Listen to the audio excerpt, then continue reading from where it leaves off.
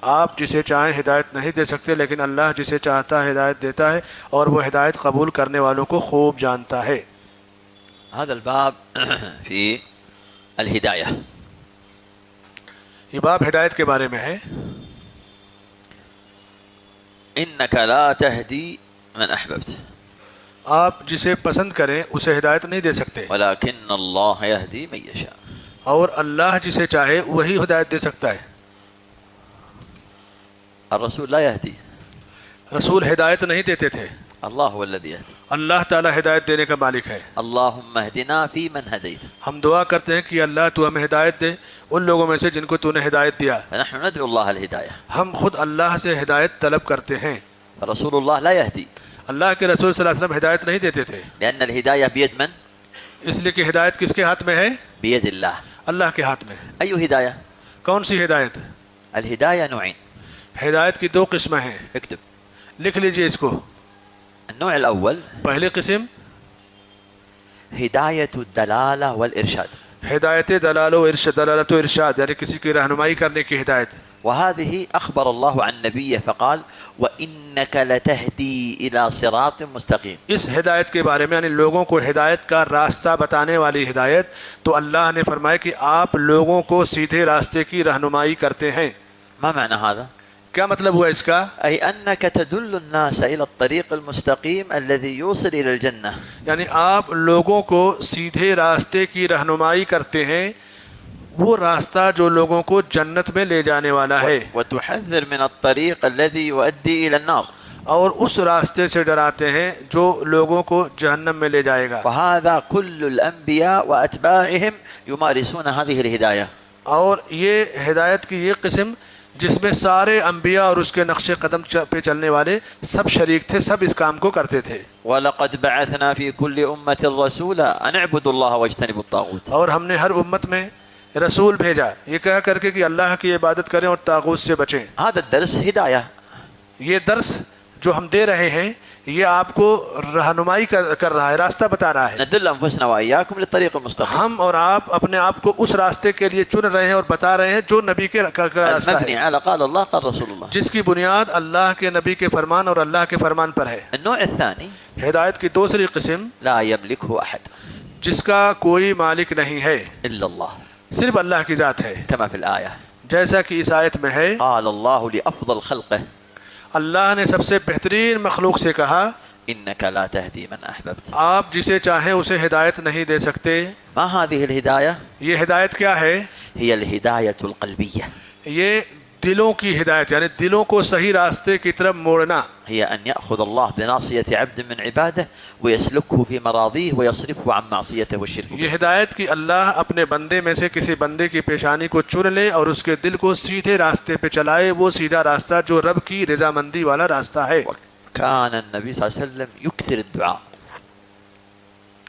اللہ کے رسول صلی اللہ علیہ وسلم یہ دعا کثرت سے کیا کرتے تھے، كما في الوتر جیسے کہ وتر میں ہے اللهم اهدنا فيمن هديت. اللہم اہدنا فیمن ہدیت، يدعو ربه یعنی اپنے رب کو پکارتے تھے۔ اللهم يا مقلب القلوب والأبصار ثبت قلبي على دينك. يدعو ربه صلى الله عليه وسلم. دلوں اور نگاہوں کو الٹ پھیر کرنے والے میرے دل کو اپنی ہدایت پر جمع دے۔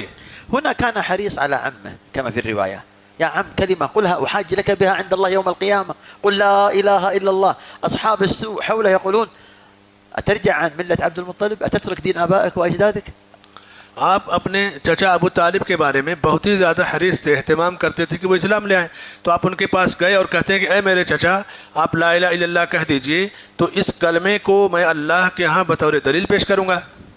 وكان حريص على أن يستجيب، ولكن بہت زیادہ چاہتے تھے کہ ابو طالب دین اسلام کو قبول کر لیں، مع أن الرسول يحب أن يستجيب هذا. اور اللہ کے نبی بہت زیادہ چاہتے تھے کہ وہ اس بات کو مان لیں، ليس لك من الأمر شيء. لیکن ان کے مقدر میں ہدایت نہیں تھی، تو اللہ نے کہا کہ آپ کو معاملے کا کوئی اختیار نہیں۔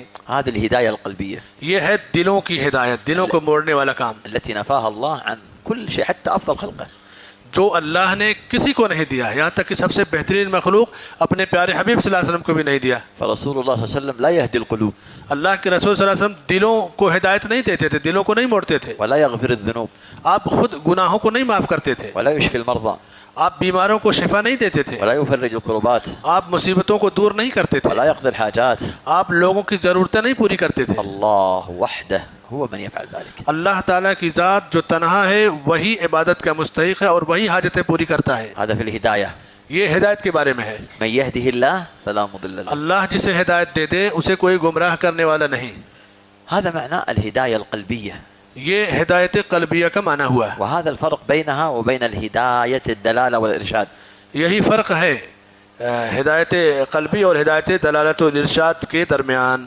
أنا ضيعت الطريق میں راستہ بھول گیا فقلت أين الطريق؟ تو میں نے کسی سے پوچھا کہ بھائی راستہ کدھر جائے گا. أنا ضليت. میں گم گیا یعنی راستہ بھول گیا. فأتاني أنصار جزاه الله خير فهداني إلى الطريق. تو اب ان کے پاس جیسے میں پہنچ گیا تو میں نے صحیح راستہ بتا دیا کہ آپ کے گھر یہ راستہ جائے گا. دلني وأرشدني إلى الطريق.